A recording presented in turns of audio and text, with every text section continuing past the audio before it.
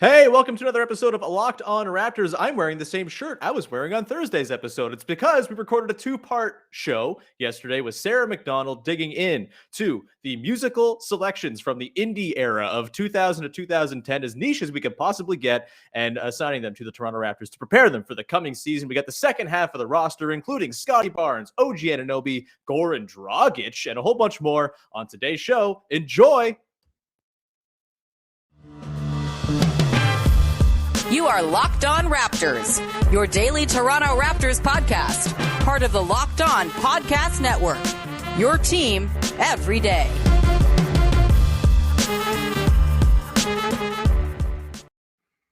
Hey, what's going on? Welcome to episode number 1010 of Locked On Raptors. Is that how you say that? 1010? I don't really know. We're in the thousands now. I'm not sure how to say the numbers very well. Either way, I'm your host, Sean Woodley.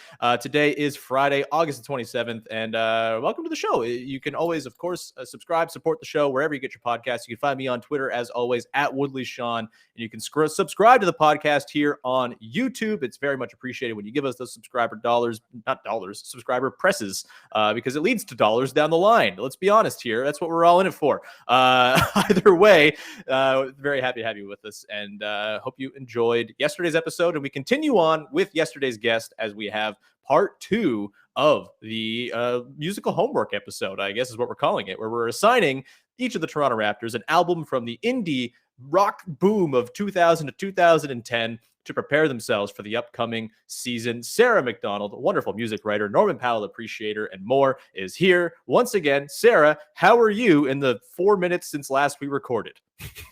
Just awful. Just like everything took a dive.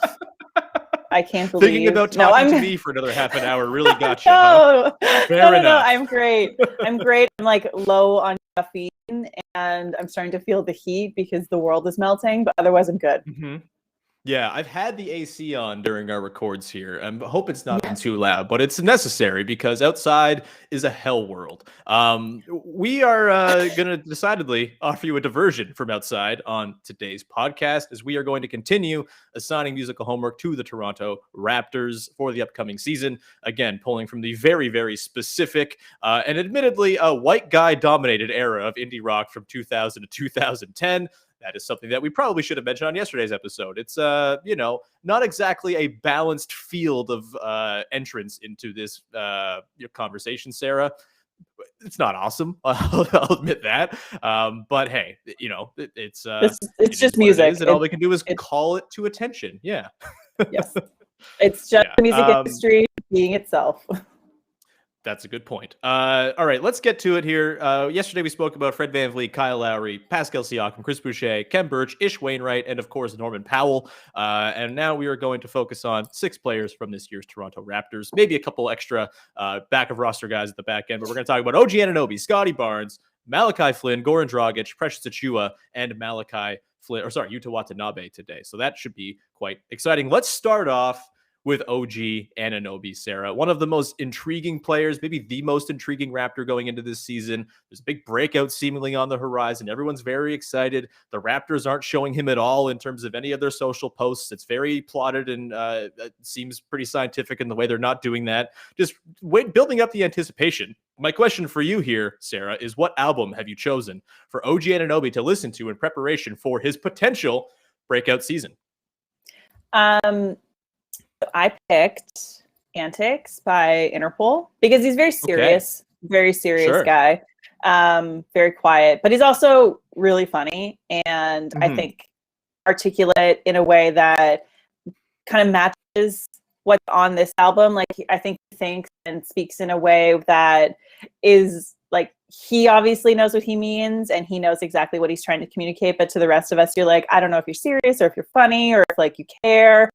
And I think that fits with this album. And so like the reason I picked this one over like Turn on the Bright Lights is the puppet video for Evil. And that's to me that I think of how funny OG is, because he's so funny and he's so serious. So you get that polarity, but he probably exists somewhere in the middle. And I would just love to have like OG listen to Evil or like Come Here. And I honestly would just I think I picked this because it's one of my favorite records, and OG is like my second favorite player. And I would just want to be like, hey, so what did you think of that? Like, what are your, like, I want to know your thoughts. Like, that's pretty much my explanation for that record. I like it. I went a different direction for OG, similar in I guess, my sort of thinking about his sort of personality and how it might line up. I chose Everything All the Time by Band of Horses, mostly because it's an album that makes you feel things. There's like really, really big crescendos and like very big flourishes on that album. And to me, that, OG is not a guy who outwardly projects his emotion, but we all need some emotional exercise from time to time, even if it's just on the inside. And feels like listening to Band of Horses might be what can kind of get his internal juices flowing a little bit, even though he's, again, not releasing those emotions to the outside world. I also think it's funny, like I was reading last night in my research. I spent way too much time researching this episode, but they were talking to the lead singer of Band of Horses, the name I'm forgetting now, but the sort of asking about the lyrics on Everything All the Time, and he's essentially like, I don't know, just kind of put words together. There's not really a meaning to them. They just kind of come together. I guess people find meaning, but not really any there. It felt like a very OG response to me, so that sealed it. Everything All the Time with Band of Horses. Is that an adequate selection to you, Sarah? Do you have any? You can poke any holes in my logic too if you want. No, I mean, OG's a Cancer, right? Like, that's his zodiac sign. So, like, he probably is feeling things all the time, and you just don't see it. Sure. Because Cancers have this, like, obviously, like, protective outer shell, and that's, like, his coping mechanism and defense probably. But, yeah, no, I think that's great. And also, like, he just puts words together. He's just like, yeah, they're just words. Like, that's OG. Yeah. Like, I feel like, if he were to like put together like a glorious sequence of like a steal, a dunk, a chase down block, and another dunk, someone would ask like, what happened in that sequence? He's like, I don't know. It just did things. It kind of came together. Yeah. It was pretty nice, like, I guess. I don't know. Yeah. Like, you saw it. Like, it just happened. Yeah. Like, that's him. Wonderful. We got OG taken care of. We move on to the man who's likely going to back him up, or who knows what position this guy's going to play. The possibilities are literally endless. Scotty Barnes, the Raptors' prized 4th overall pick. A very lovely personality, a lovely dude, young, sprightly, energetic, the center of every room he walks into. Who or what album are you assigning to Scotty Barnes to listen to prepare for his rookie season in Toronto?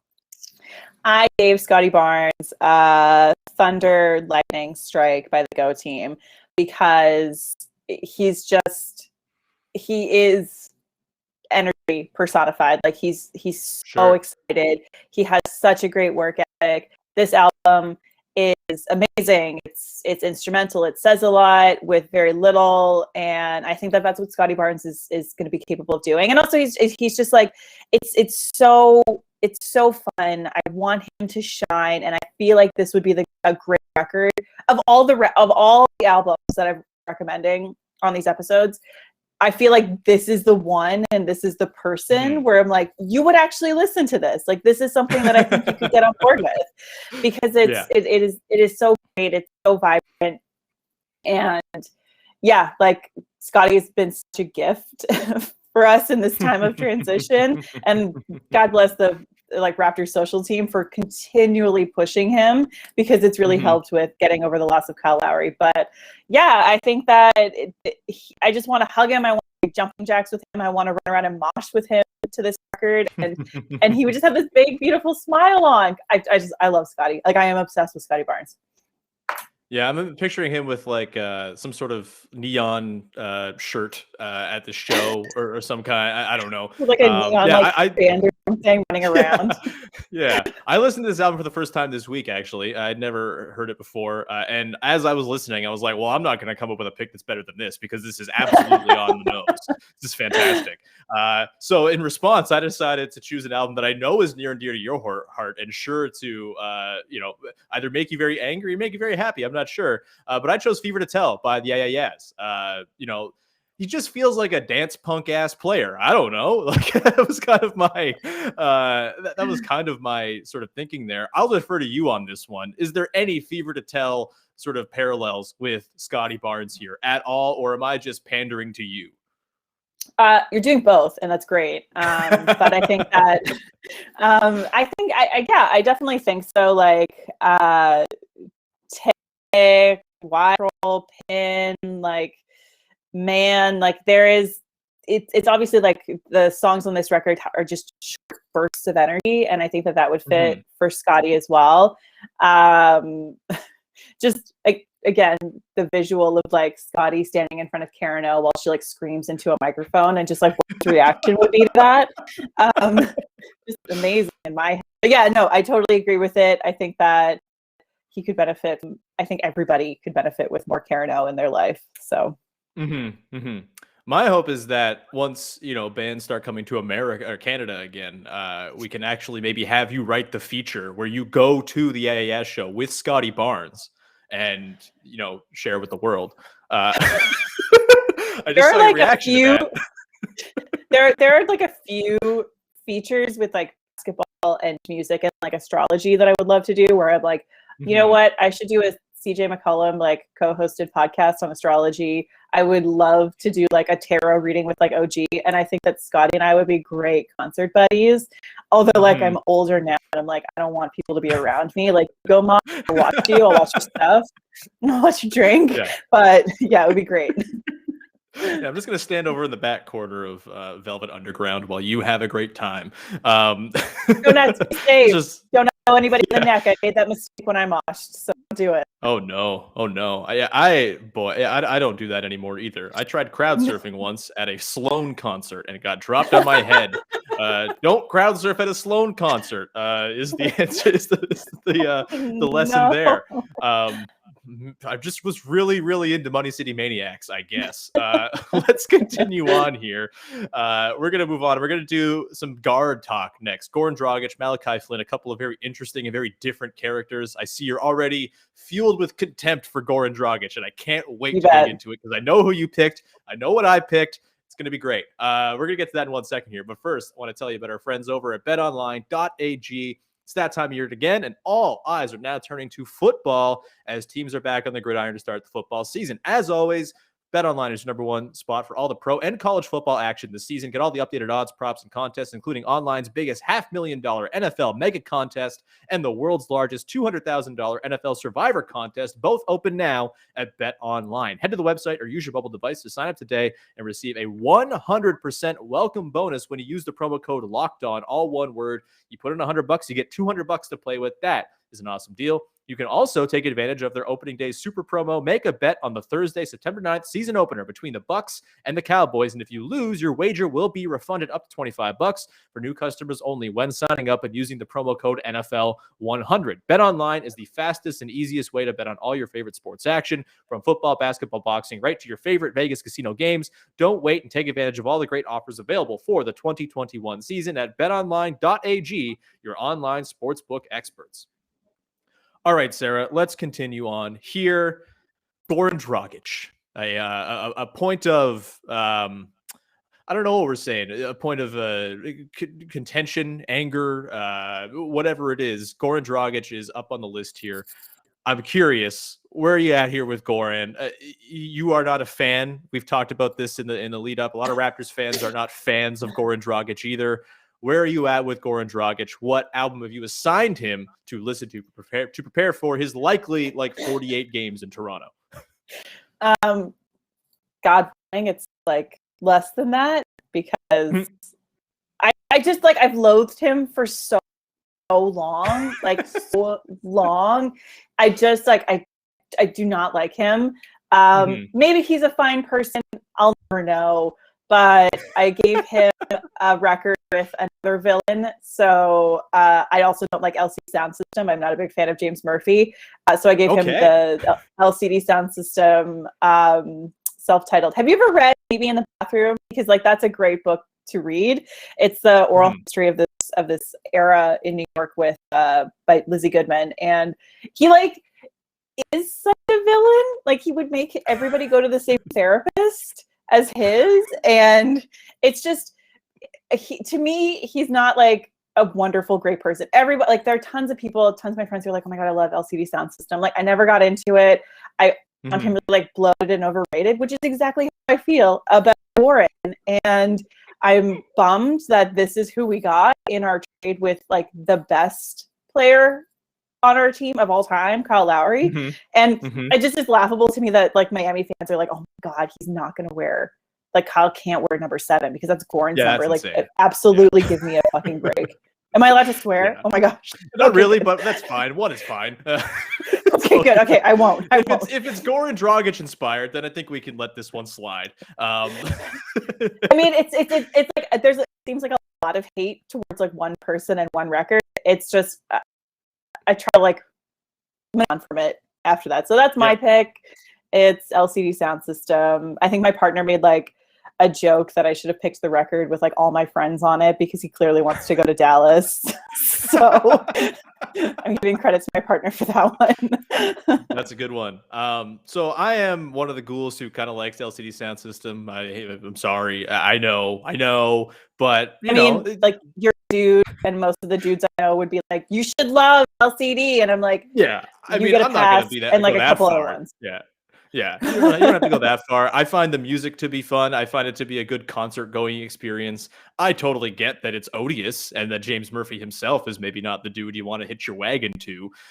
So I totally get that. I do think my pick also mirrors your in the argument I'm going to make here. So here's mine. I chose Elephant by the White Stripes. Look, no one really likes Jack White. Like, he's great, whatever. Jack White, like, kind of over that guy, like, a little exhausting. Similar to James Murphy, you know? Okay, whatever. A little over the top. Come on, dude. We get it. You're very talented and wonderful. Wonderful for you. But I'm sorry, when it's going, and when Goran Dragic in the fourth quarter of a game where he's changing the game in the first month of the season, and it's like, oh, they have a guard who can get to the rim? This is wild. It's going to be basically like when you hear Seven Nation Army on the radio, or when you hear Dance Yourself Clean drop into the like the drop and Dance Yourself Clean. You can't deny, you know what? I kind of like this. This is pretty, I hate everything it's about, but I kind of like this. That is what I feel like the Dragic experience is going to be this year. Where, yes, there's like the history. No one likes Dragic. He tried to trip OG that one time. He tried to fight DeMar that one time. There's all that history there. But damn it, if you don't enjoy it when in the fourth quarter, he's winning you a game in crunch time, much like when you hear those classics from those two bands in particular. I'm on the pro Goran train. I hate that I am, but I feel like I'm going to be like Goran's actually a good guy all season long. Is this a disgusting pick? Are you disappointed with me? No. Jack White's also a really great villain from that time. The fun, like the little note that I know about the Meet Me in the Bathroom book is that, like, took years for the writer to like get him to like participate, and it was through like email eventually, like just like inaccessible and stubborn. And I think that Goran is also stubborn. But yeah, no, I can't deny that he can be a good player. Like, that's all you're going to get out of me. But just the contempt, you could just feel it. But no, I think that like Elephant's an interesting record, and it's Seven Nation Army, which like to me has just been it exists in the sports world now. I don't know if you feel that same way, like hearing it at games all the time. So it's it fits. It totally fits. Yeah, like that's the song that plays when Goran Dragic is going on a run in the fourth quarter, and there's 6 minutes left. They call a timeout, and they come back, and Seven Nation Army's playing. It's and you're enjoying both. Against your best judgment. I'm probably sticking my foot like so far in my mouth right now because like I said, like the contempt is very real. But like when he's winning for us, I'll be cheering in the ACC, which I call the ACC instead of Scotia. But I'll just be there cheering. Mm-hmm. Yeah, you're not buying the record. Yeah. You're not going out to buy Elephant on vinyl or anything like that. You're just appreciating it when you hear it once in a while. Do a thing that pleases you. Let's move on to, I think, a less contentious character here. Malachi Flynn. Going into his second season, young guy, kind of just got the tutelage of Kyle and Fred for a season and figures to be in line for a pretty big role here. What album did you choose for Malachi Flynn to listen to before this season? So I picked Fever to Hell because I think that I really love the energy of this record, and I let you picked it for Scotty because I think there are some parallels there of like like Scotty is literally just energy, and so is Album. But I feel like Malachi can harness that a bit. Like, I don't know if it's just the way that he looks when he's playing, but it always like he's overthinking, and it just seems like there's so much that he needs to sort of like loosen up with, because he is stepping into this role, and like having Kyle and Fred as mentors, who are like, Fred's name is like Steady Freddy, so obviously there is this like secure groundedness about him, but I want him to be a little bit more fun. I want him to be like that burst of energy running down the court and just like moving through players. And I think that this would be a great record for him to listen to kind of get into that mindset. Like, leave the last like few songs, like, you don't need to listen to Maps unless you want to. If you're like emotional, I mean, you're not going to hurt yourself by listening to Maps. I don't know. It's a pretty good song. I mean, you might hurt yourself listening to Maps because it's so emotional. Fair. Yeah, good point. But like, you know, like the front half of that record is so enormous. So that's kind of where I went with that one. I like it. For me, with Malachi Flynn, you know, Flynn is a guy who's very self-serious. I think he takes, you know, a lot of pride in his work, and I don't know how much fun he really has. Like, he just seems like he's one of those dudes who's like always in the gym and constantly kind of plugging away. Also, he just spent a year getting sort of wizened up by Kyle Lowry and Fred VanVleet, and there feels like a heaviness to Flynn going into this season. Like, there's a lot like resting at his feet. Like, he's got to be a very good second unit point guard. He's the only point guard behind Fred on the roster, and I want to give him an album that's going to kind of remind him to be young and have fun, because that's ultimately going to lead to the best results. I'm going with Boys and Girls in America by the Hold Steady for Flynn. You know, just a song about youth in a lot of ways, and lots of drinking. Like, get Flynn out there. Also, I kind of wanted to somehow work in a Craig Finn, Malachi Flynn pun. Haven't figured out how to land it yet, but that's also a reason for it here. Do you like this selection here for Malachi Flynn? Yeah, I think we both are coming from the same place where we're like, just like, be happy, like, loosen up, like, be 22, a kid. Man. Yeah, be stupid. Like, not too stupid, but like, be stupid, be young. And I think that that's a great pick, and I'm sad you didn't come up with a Flynn pun, but like, we'll move on. Yeah. I can post a tweet about it, I'm sure, at some point. It'll be a callback in the middle of the season. Flynn will do something that invokes a Hold Steady lyric, and I'll bust it out. All right, that's it for Malachi Flynn. We're going to move on, and we're going to get to Precious Achiuwa and Yuta Watanabe, as well as a couple other options. Delano Banton we haven't talked about yet. We'll throw a little rapid fire in the back part of the show here. But first, I want to tell you about our friends over at rockauto.com, who, if you're like me and don't know anything about cars, is a wonderful place to go to prevent your lack of knowledge of cars from costing you a ton of money. Basically, when you go to the mechanic, they usually have like one part available. They're going to say, hey, this is what the thing is. This is what it costs. Pay for it. You're in a bad, vulnerable position. Your car's in trouble. Just do it. Well, you shouldn't do that anymore. You should go to rockauto.com and get the parts you need, and then bring it to the mechanic and say, hey, put this in my car, please. Or if you're a do-it-yourselfer, you can put it in your own car. I will never be that person, but still, I can save money by bringing the parts in and saying, hey, put this in, please. Rockauto.com is wonderful. They have a wonderful website you can go to and navigate. You can put your make, model, year, and the part you need, and you'll get many options as opposed to just one, all for much less than you're going to get at your usual chain store. They are a family business, and they've been doing it for 20 years. Prices are reliably low for every customer, whether you're a professional or a do-it-yourselfer, and you can get everything you need, from a brake parts, tail lamps, motor oil, new carpets, everything in between. Go to rockauto.com right now and see all the parts available for your car or truck, and write Locked On in their How Did You Hear About Us box so they know that we sent you. Amazing selection, reliably low prices, all the car parts you will ever need at rockauto.com.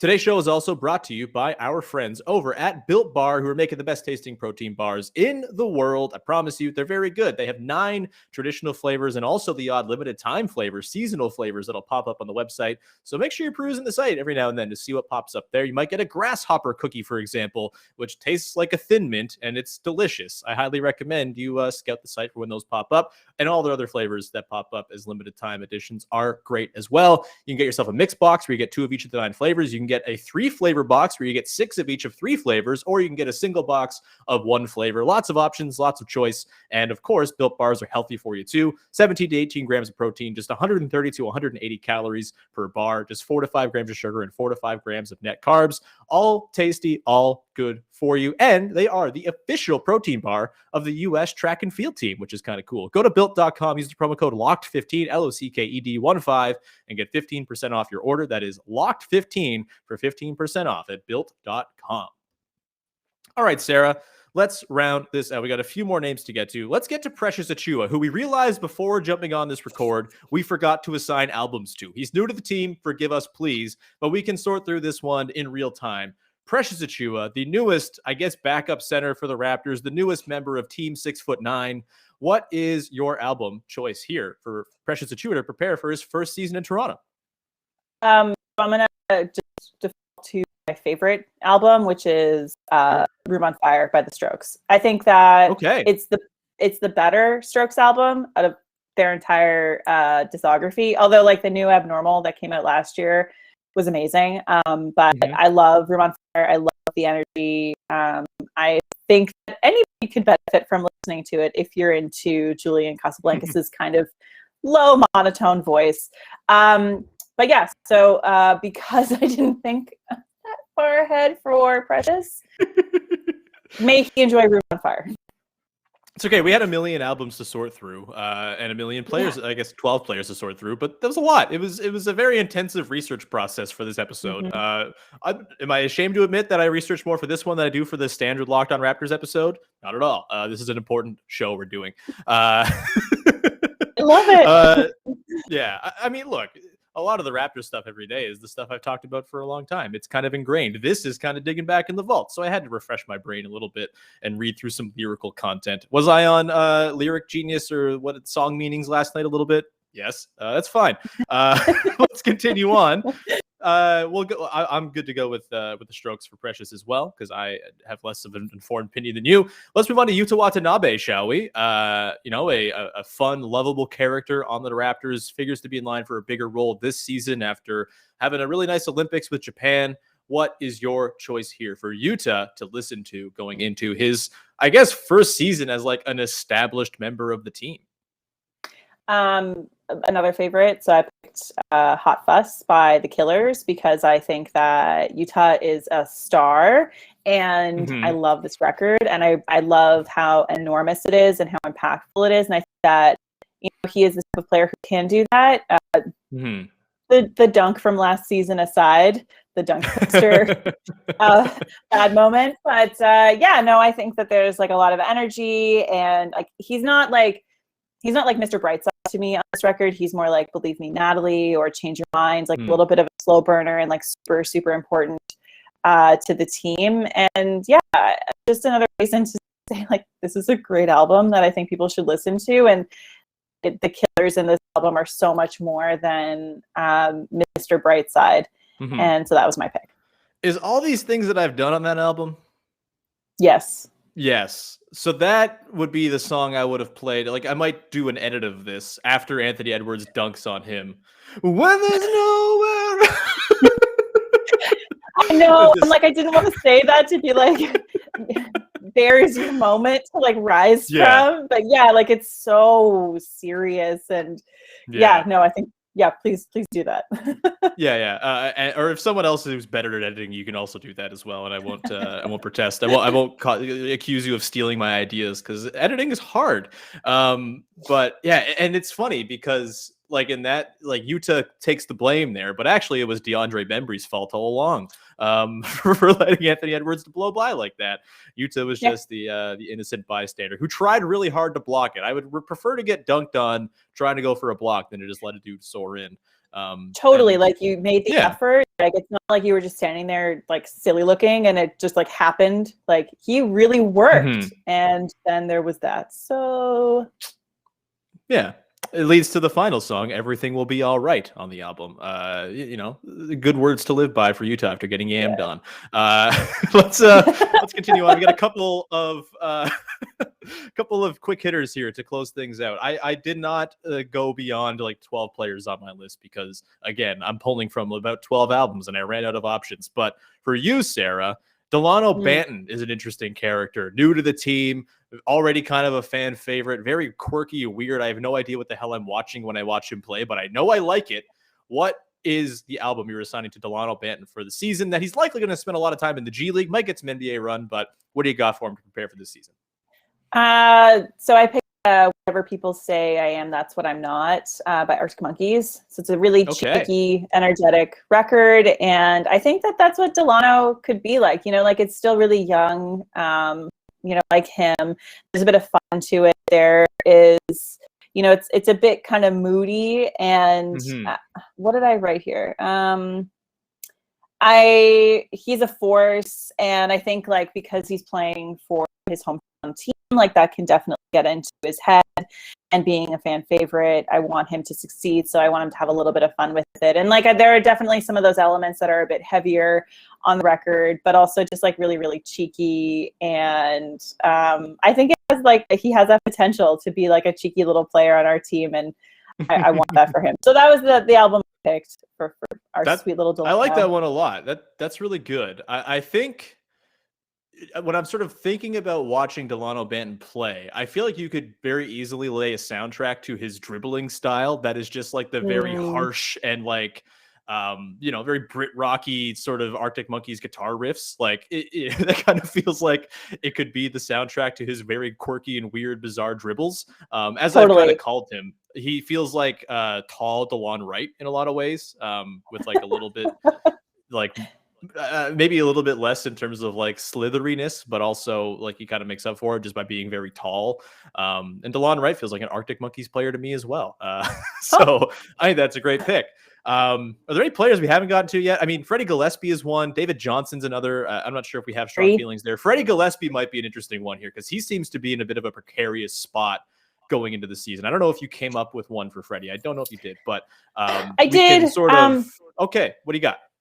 It's like, I'll be really quick, but I gave him Antidotes by Foles, another British band. Like there's a bit more like calculatedness to it. I think that Freddie has a lot to prove, I think, this year based on what happened Summer League. And I think that, coming back to this team and like trying to find his place. So like this album too is a little bit all over the place, and it has this sort of endurance to it. And I think that's what kind of Freddie should get into his groove of just long, steady, just get into it. So that's really quick. That's the record I picked. I think that's a good one. I don't really have an alternative to throw at you. You are the expert. I will trust your judgment on this. I've never heard this album before. I think I've seen Foles, but never heard any of their albums in full, which is festival life, I suppose.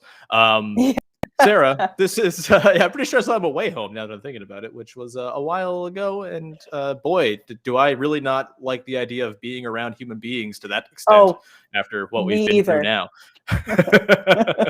I also think LCD Soundsystem was at that same festival. So you must have just ran away from buying tickets for that one entirely. I've literally never seen LCD live, and I never will. And that's fine with me. Hey, so you may notice this is a bit of a jump cut in editing, and that's because we finished recording the show and we forgot that we had not realized we did not talk about Gary Trent Jr. In either of these two episodes, which is truly a problem because Gary Trent Jr. is a delight. We talked about him briefly on the Thursday episode of the show and forgot to get to him entirely here because my rundown was flawed. So before we get to the actual end of the show, now that we've talked about Utah and Delano Banton and Freddie Gillespie, let's throw in a little addendum before the end. I guess it's not an addendum. I don't know what this is. Either way, Gary Trent Jr., Sarah MacDonald, what album did you choose to assign Gary Trent Jr. to listen to going into this coming season? So I gave him Is This It by The Strokes. Okay. 20-year anniversary of that record. So like Gary is like, I don't know, like I think like aesthetically this fits really cool. I think you'd be like, yeah, this is really interesting, and like really groove to it and feel like the New York, like California kind of vibes on the record. My partner made a funny joke that it would be like, is this it if he doesn't live up to his contract?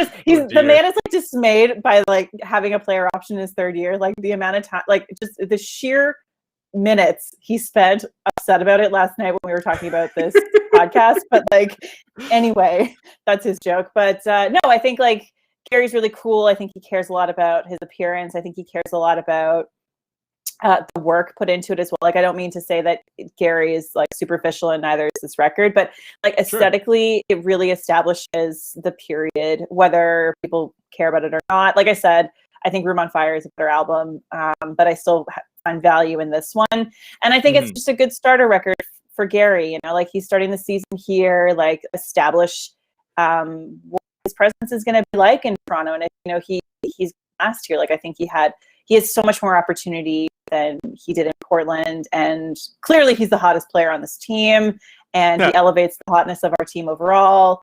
That one goes out to Lauren Mitchell, who like appreciates the hell out of all of our players and how attractive they are. But yeah, so I think that Is This It is for Gary. That's a good one. I went with a different choice for this. I went with Oracular Spectacular by MGMT. You find this to be a funny selection. Yes. And maybe it is. Again, I am a fool, and I have very little like deep knowledge on any of these albums. I'm just going by feel, electric feel, if you will. It does feel like he just feels like an electric feel type player. Like he'd just be strutting out to that like groovy beginning of that song that feels like a Gary Trent sort of aura to a song. Kids is, you know, I think maybe a bit more depressing song that it leans on, but you know, it's, you know, the vibe of the song is very uplifting and upbeat and youthful. And so that's why I signed it to Gary Trent Jr. Again, this could be a flaw. You feel free to poke holes in my logic here, Sarah. But I did want to get your reaction to my selection of Oracular Spectacular for Gary Trent. I think because like Electric Feel and Kids have just been like, I don't know about you, but when I went to bars in like 2007 to like 2012, probably, like you just nonstop heard those songs. But now I think with like so much time removed, like I could see him like with the swagger on the court. That's what he's listening to. And he's got like a really like vibrant, like silk outfit or something. Like I just like he's just like, he's got the swagger. And so I think it fits. But I was just like, MGMT, like I have not thought about them in so long, so that's why it was such a surprising pick to me. Yeah, I mean, I'm thinking like I'm just envisioning Gary Trent Jr. at a festival with MGMT playing the headline. He's got reflective sunglasses on. He's wearing a scarf and short shorts, and maybe no shirt. I don't know, but he's just really open, like he's just vibing, like buttoned down. Yeah, he is the one player. Like him and Scotty, I think like I would love to go to a show with Scotty, but I would also love to go to a show with Gary. It's a shame that like OVO Fest hasn't been around forever, because I could just see him vibing on like the deck or whatever over at Molson and just hanging out with those glasses on. Yep. That feels pretty on point. And that will do it for our little Gary Trent Jr. insertion into the podcast, because I forgot to put it on the rundown. Either way, you're none the worse off as the listener. You just get to hear this and then hear the rest of the show, which begins right now.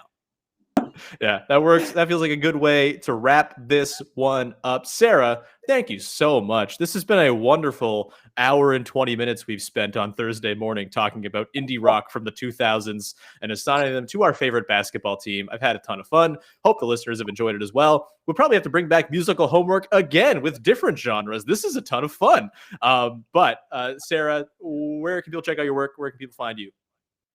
You can find me at Sarah S. MacDonald on Twitter. I spelled it right this time on the Chiron. I'm so proud of you. Very proud of you. Thank you. Anybody who's looking for a Sarah MacDonald, like that's cool. Maybe she's like old version of me in a different like dimension or whatever. But yeah, you can also find me like sarahsmacdonald.com. Listen to all of these records, read Meet Me in the Bathroom, and also I hope you enjoy.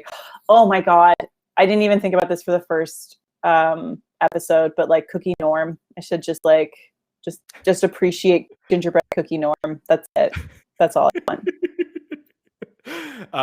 Sarah, thank you so much. This was an absolute blast. Thank you. Have to have you back again some time. To the listeners, thank you as always for watching, listening, supporting the show. We love you very much, and we continue to appreciate your continued subscriptions on YouTube, and also your subscribing, rating, review, and telling a friend about the podcast. That's the thing, is telling a friend is still the way people learn about podcasts the most. So if you have a friend who likes the Raptors, suggest this podcast. It would be very much appreciated. I promise, if this is your first episode, which I think we do have some first-time viewers and listeners on YouTube, we talk about basketball a lot too. You can look at previous episodes. We had Leonard Hamilton on last week, but we have some fun as well because it's a daily podcast. You got to mix it up. Either way, thank you so much for tuning in. We'll talk to you again on Monday. Vivek Jacob will be back in his usual Monday slot, Big V Monday, as it is colloquially known around here. Have a wonderful weekend. We'll talk to you again then. Another episode of Locked On Raptors. Bye-bye.